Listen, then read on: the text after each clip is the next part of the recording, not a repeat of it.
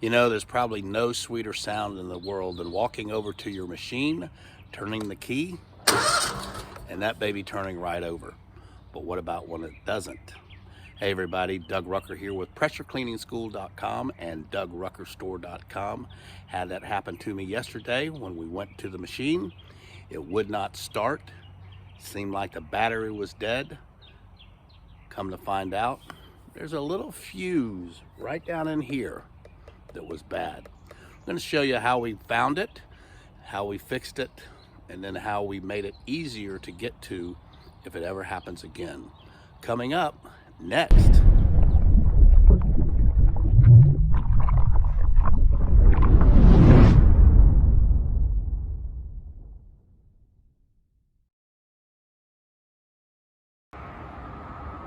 Okay guys, so what happened was I went yesterday to start this machine, the gx690, and there are a couple other videos about this, but it was just dead. I did get a click, which meant the little fuel valve thing up in there is good, but it was just dead. We couldn't get anything. We checked everything out, and Ed,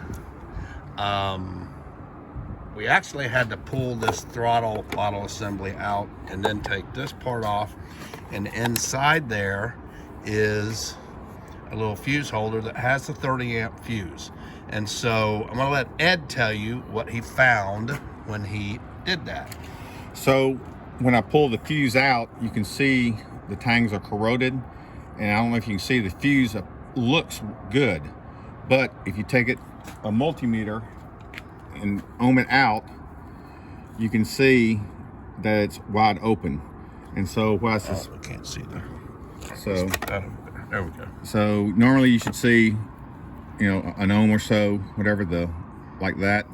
So you ohm this out, it's just like you're touching nothing because it's open, and then you take and touch the same tang, and you see it shows a short, so that means the meter's working.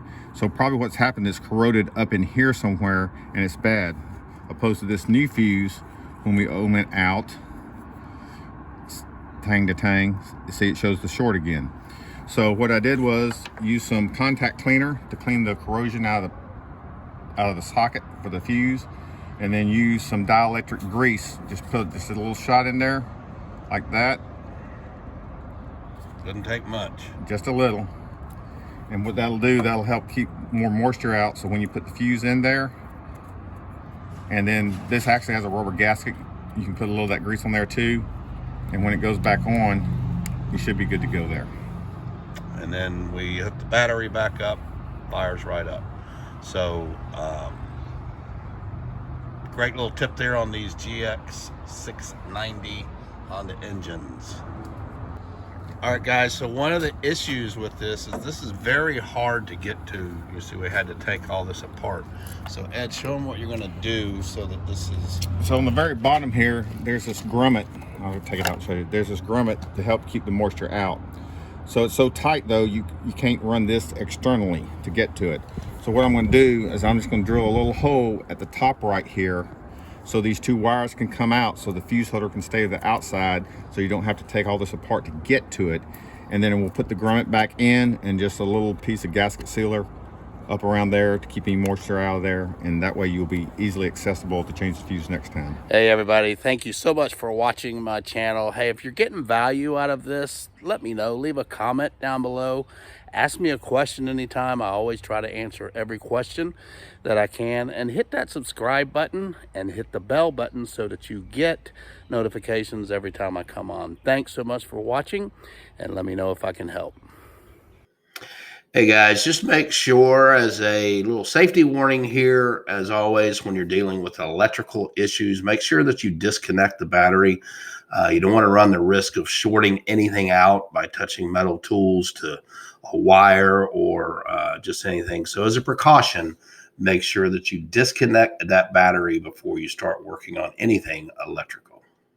And as he took the drill, go ahead and tell him, Ed. Took the drill, drilled a hole big enough to accommodate the two wires, and then you have to use the drill to cut the bridge right there so it will slide through there.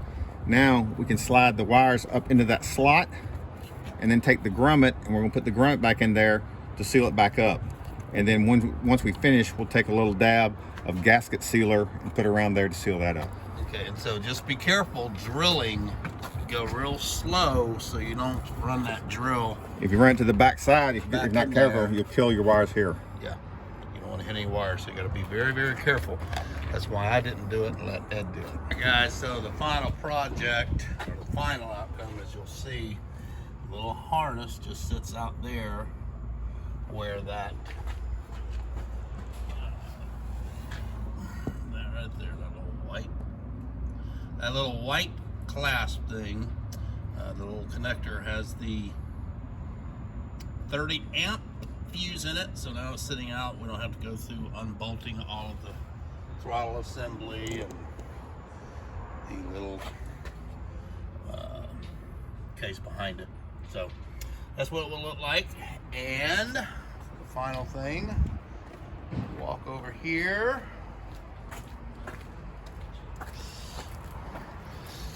Turn the key. Voila. All set.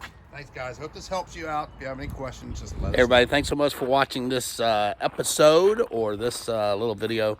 Hope it's helped you guys. If I can help you in any way, just let me know. Don't forget, subscribe, hit the bell button, leave me a comment or question if I can help you. And hope y'all have an awesome day.